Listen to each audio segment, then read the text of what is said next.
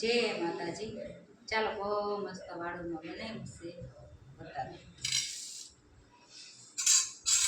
જો આ સરસ છે ને બટેકા અને મરચા વરાળિયા બટેકાનો સંભારો મસ્તીનો,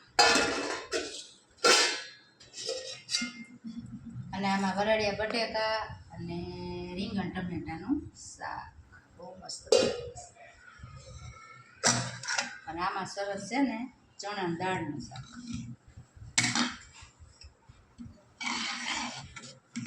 આ ચણાની દાળનું શાક બહુ મસ્ત।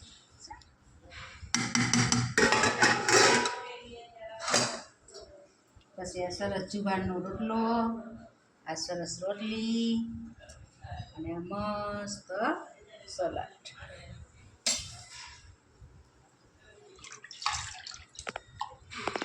અને મસ્ત ખાટી મીઠી ઠંડી છાશ।